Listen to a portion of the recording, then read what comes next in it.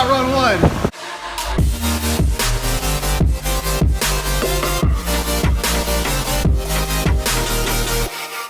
What's up, guys? Thanks for tuning in. My name is Gregson and welcome to Shifting Lanes. This is our 2005 Volvo V70R and it's Dyno Day. If you're fans of the channel, thank you so much for watching again, and welcome back if you're new to the channel. My name is Gregson and we are here at Prime Motoring in New Jersey, and basically what we're doing is we're trying to see how much power we've gained from a Hilton Stage 2 tune on our Volvo V70R.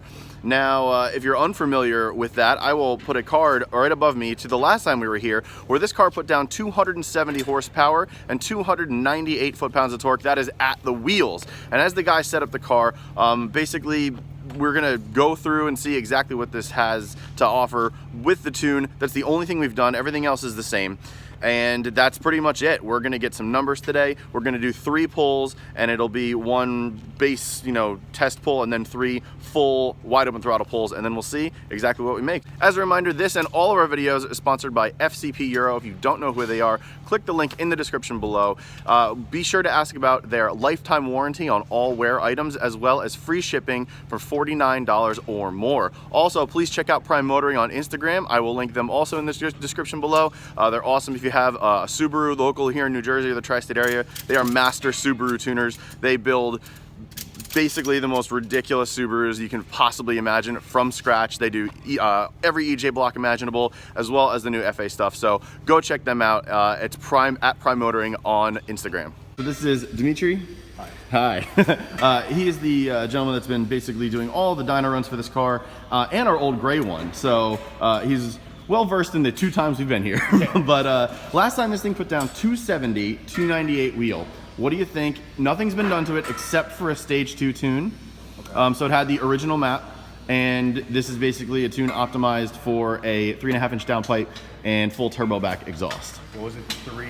It was 270, 298. I'm gonna go with 328 and then 365.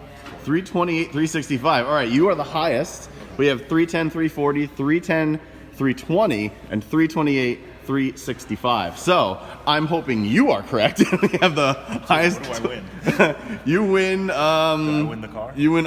Super high five, and definitely not the car.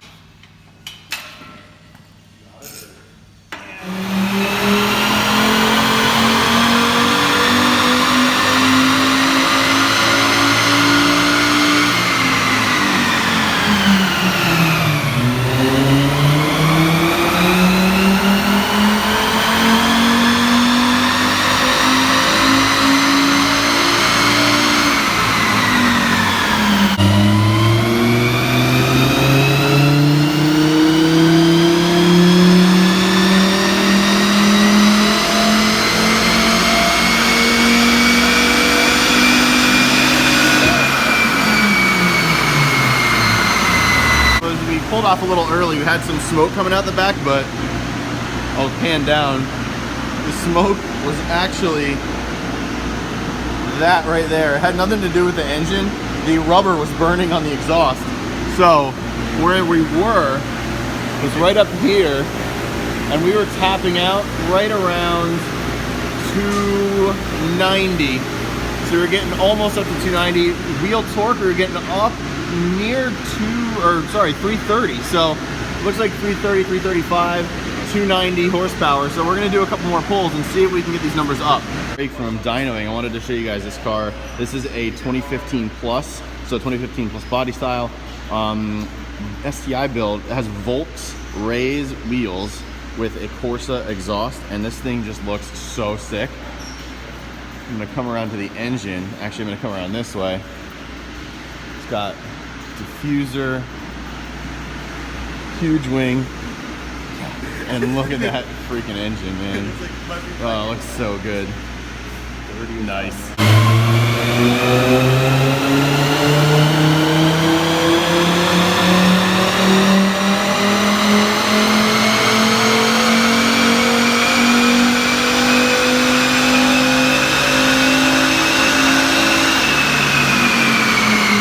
That was our biggest power pull so far. See, we're coming around, taking a look. That's really consistent with the last graph we saw. Looks like just over 320, probably right around 335, 340, and peaking at about 290 horsepower. And this is all wheel horsepower, of course. So if you look closer here, 290 and 332. That's a pretty nice increase from what we had last time. 20 horsepower on the nose and 35 horsepower up, or 35 torque. All right, we're going for one more run to confirm those numbers. So here we go.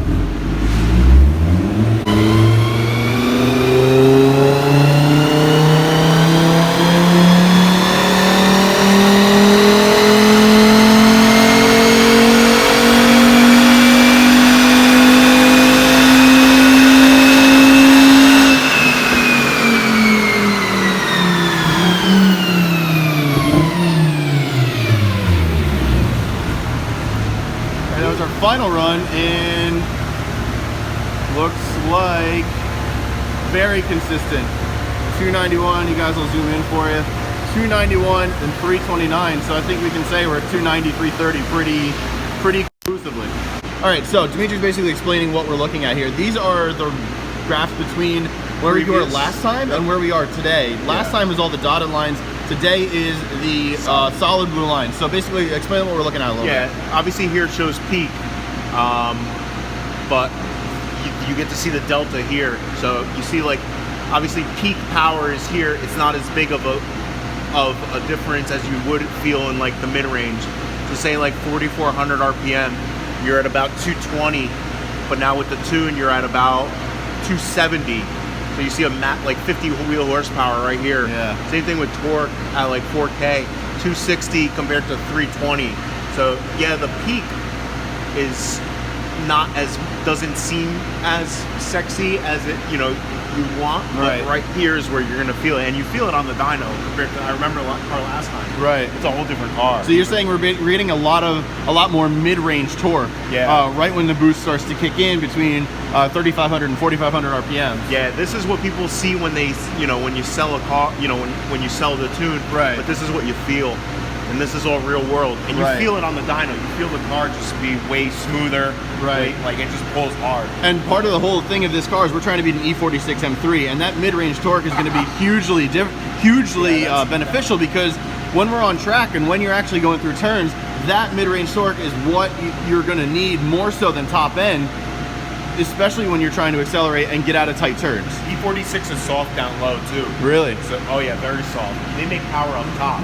So you're gonna, they make power like 7,800. So you're gonna, if down low, let's say you guys are both on a 40 roll, right, and you punch it, you're gonna take the pull. He might start reeling in. They're fast up top, but you're gonna take the initial hit. Yeah. In real world, that's a faster car. On something like an autocross track, what do you think we're gonna need to hit as far as like horsepower and torque numbers to beat that thing around like a small, you know, 40-second to 60-second long autocross track?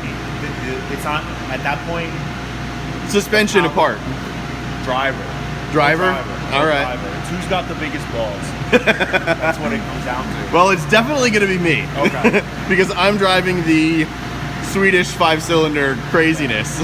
This would probably be a faster real world car, like taking it down Route 21, hustling it. It's a fast car, but on an autocross, on a track, it's all driver. Right. You know, it really is. It's driver, tires, brakes. Okay. So do you think as is, if we're doing like basically a quarter mile, we may be able to take the E46 M3 as it sits?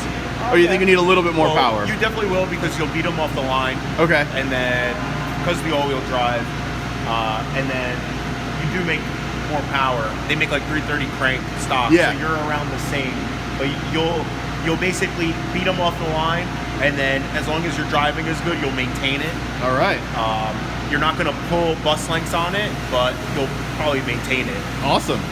Thumbs up for that. So you heard it here first. We more than likely can beat the E46 M3 as it sits in a drag race, but we're going to do a lot more to this car to make it way faster, and I'm going to show you guys exactly what these dyno printouts look like. I'll throw up some B-roll right now, and you can see and zoom in on all these torque curves and all these numbers. All right, so as we open the doors, basically let me just tell you what happened. We ran 4 different runs. The first 2 were in 3rd gear.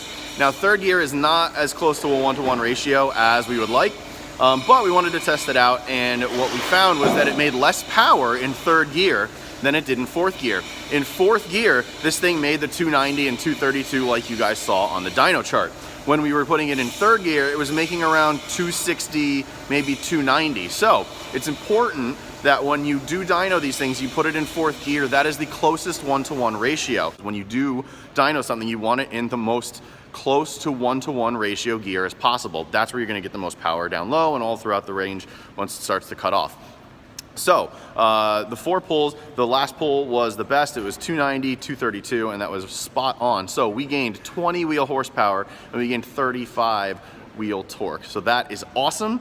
And we confirmed with Dimitri, who is the dyno expert here, that we might be able to beat an E46 M3 as it sits from a dig in a quarter mile. So we're well on our way. The next thing we're gonna do with this car is finish a little bit of the interior. We're also going to do intercooler, intake, and intake piping, and that should give us another 10 to 15 horsepower on top. Once we're done with that, we're gonna bring it back and dyno it again. We're also gonna get some wheels and refinish those and put some new winter tires on that, and it is a set of pegs. So for those that don't like these wheels, they're gonna go away for the winter, and we're gonna get pegs with some winter tires on it. Let's hop outside, let's hop in the car, and let's sign off for the day. All right, so we're back in the car, and I'm actually gonna roll up this window. I'm really happy with those numbers. The Hilton Stage 2 tune did its job. 20 wheel horsepower, 35 wheel torque. And yeah, actually 34 wheel torque. I think it was 298 and it went to 332, so that is a 34 wheel torque. Yeah, I'm really happy with those numbers. I think we're well on our way to beating the E46 M3. The biggest thing we have to do and realize is that when we're going on a track, we're gonna need to have better suspension, better wheels and tires. We have the better wheels and tires, so that is essentially upgraded and ready to go. The suspension is going to have to be addressed. I think that we need to replace these BC Racing coilovers. I would love to throw on a set of KW coilovers because I think that will be the difference. Let me know in the comments below if you guys agree. I think that we're gonna have to do an upgraded coilover setup, even though that these are very, very good. They're definitely better than the 4C, but I think we need to go one step further. I also think we need to do some sway bars. Now, I had Elevate sway bars on the old gray one, and that made it handle a lot flatter, but I'm worried about it as it goes over bumps. The back end sort of seemed to jump out on the medium setting. When we put it on the lightest setting, it was definitely better, but you know, we'll see exactly what happens when it does happen, and we may have to do some sway bars as well. So we may pick up those. Sorry, I just like zoomed my finger in there to swipe something away from my phone. But we may have to do those when we actually take on the E46 M3. We may get some more from Elevate. I know they make a quality product with their sway bars.